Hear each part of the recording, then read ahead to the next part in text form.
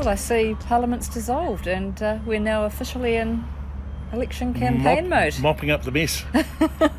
I'm actually feeling exhausted on behalf of those poor politicians and candidates. The election campaign seemed to have started the moment the election date was set by outgoing Jacinda Ardern in January. Yeah, that's true. Yeah. Anyway, welcome back to VoterTorque. Hi, I'm Heather Roy. And I'm Simon Ewing, JRBM. We're in the field again. Where are we today, Heather? Today we're out in Upper Hutt. My exhaustion for the candidates has extended to feeling the need to get out of the office. Yep, so we decided, if you haven't been out to the industrial estate in Upper Hutt, the old factory that's got all sorts of places like Brewtown, and I think that might be the overarching name. Anyway, so you can get food, drink, beer, wine. There's a distillery here, awesome games arcade. It's hard to imagine it as the old Dunlop factory, isn't it? Yeah, it is. Yeah, it's pretty cool now though. Anyway, what are we talking about today? I quite like the idea of talking about the different combinations of parties that could result from the election on 14 October. The election result. What will our new government look like? Yeah, so what are the potentials? Well, in one level it's very simple actually. There's Labour and the Greens, plus or minus Te Pāti Māori, depending on what the numbers are looking like. If current polling is a true reflection, then the Māori Party would certainly be needed. And on the other side, National Enact. Yeah, National Act. What about Winnie? I think he's going. If he is back in Parliament, gets over the 5% threshold, he's going to create ructions. There's no doubt about that. But ACT have been very clear that they will not work with him. So well, they said they wouldn't work with him in cabinet. So they could still support the government with confidence and supply. Yeah, so there's not many people that have actually not ruled him out. It's pretty much only Christopher Luxon in the National Party. Yes. And when you think how clearly Sir John Key ruled him out, yes, makes you wonder why. Yeah. So National Enact could get to there on their own, and there's been a couple of polls recently which say that could happen. Yep. If they fall short, who have they got to go looking for a third wheel? Only really New Zealand First in confidence and supply, isn't it? That's right. When you look at the other small parties, it doesn't look like any of them, it's pretty clear actually that none of them will be able to get ahead of the 5% threshold.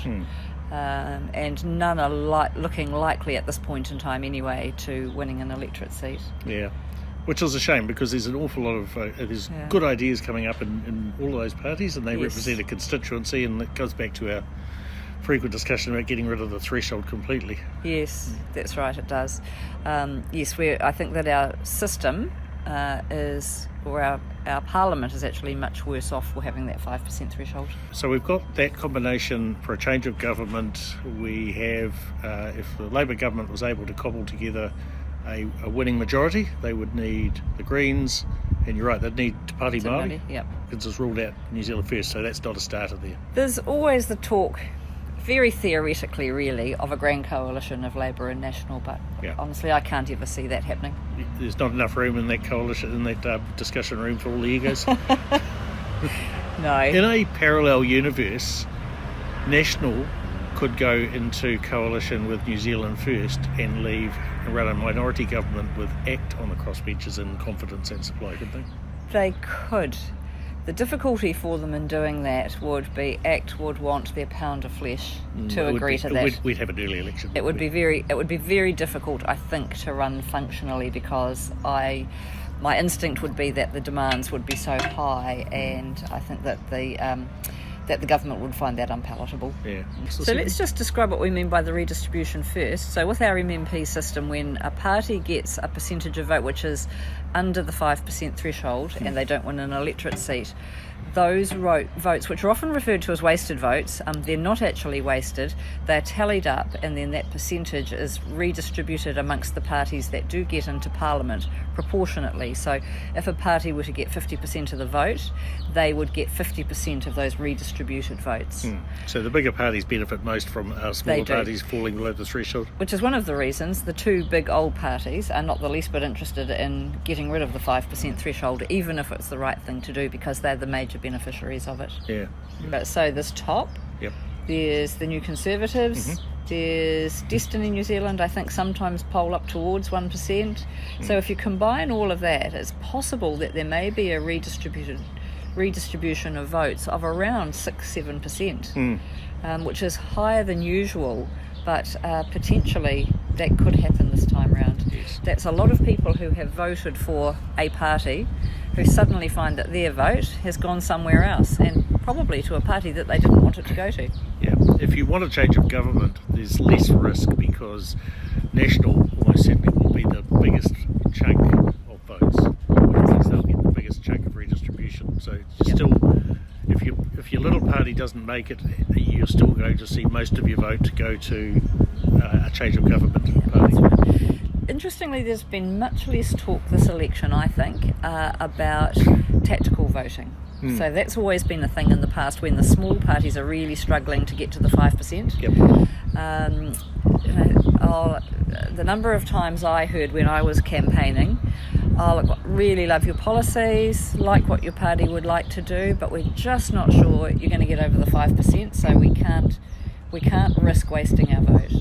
And we're not hearing that this time, partly because the smaller parties are much more prominent and better supported than they have been in the past. Yes. So I think people are feeling that it's actually safe now to vote for the party that they want to, which is real democracy in action, and that's very pleasing. Yeah. I tell you what is interesting too is the size of the turnouts, public turnouts to meetings for opposition parties. So whereas Hipkins and the Greens are doing pre-arranged, meets or shots inside shopping malls or wherever. Or at markets. Luxon and Seymour are pulling big crowds. They are. I know the last couple of ACT meetings that I saw reported, they were getting 250, 300 people at their crowds, and those are significantly more people attending than have done in the past. Yeah, and if you, I did get approached by the ACT candidate for Kaikoura, and the actors, or David Seymour's speaking in Blenheim on next week, Monday night, at the ASB Event Centre. Oh, that's got 700 seats. Yeah, it'll be interesting to see what happens there. I mean, they pulled 250 odd in Motueka, for goodness sake. Yeah. So people are more engaged, more interested, and I think more certain that the vote that they cast is actually going to go to the party they want it to. Yeah, exactly. Yeah. I did notice Richard Prebble's article in the Herald this week where he talked about, and I've heard him speaking about this before, where he talked about apathy was on track to winning 2 seats. Yeah. Now, apathy, of course, isn't a party. Apathy would have the balance of power if it could be bothered. That's what he said. And there's the don't knows in polls, and then the number of people who don't vote. It does seem to be increasing, and I think that sends a signal about relevance of our system and our parliament. That shouldn't be ignored. I think he said at the last election 81% of people voted, which means 19% of people are disengaged. Yeah. Which is quite a large proportion, because we're not talking about local body elections any longer. No, some serious big issues to deal with. Yeah. And clearly the bulk of people, poll after poll after poll, think the country's going in the wrong direction, and they can reinforce that in their own minds every time they go to the supermarket or fill up their gas tank. Yeah. And of course we've seen lots and lots of policy announcements this week. They're starting to roll out. The two big parties often hold those back because they don't want the other party to steal their ideas. Yeah. But there isn't much time left for big-scale policy announcements. Overseas voting starts on the 27th of September, and early voting here in New Zealand opens on the 2nd of October. So we're getting dangerously close to those 2 dates. Yeah. National, it's not too late to issue a defence policy. Come on, guys. Wouldn't that be good? Catch up. Everybody else has launched theirs. Yeah. Okay. Oh, well. Hung Parliament? Could it happen? Oh, possibly. Possibly. There's always the possibility of a hung Parliament. On current polling, and it's not right, of course, as we've discussed previously, just to look at individual polls. On current polling, it looks unlikely, but it's always possible. I think even if National and ACT, for instance, looking at the poll of polls at the moment, fell just short, the redistributed vote would get them across the line, I think. I think it probably would. The only situation where that might not happen is if we get an unusual outcome with the Party Māori and end up with an overhang of 1 or 2 seats. Yes. Or I guess if National and New Zealand First and some parallel universe did get together.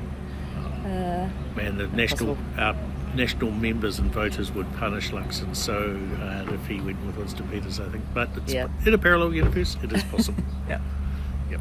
Anyway. And Winston would forever lord it over them, saying, I was the person who made Luxon Prime Minister. That's right. Oh, well, I think that's probably enough crystal ball gazing for one day. Yeah, well, the car started right next door, so I have no idea whether you can actually hear this or not. All right, that's us for today. I'm Heather Roy. Yeah, I'm Simon Ewing-Jarvie. Catch you again soon. Bye.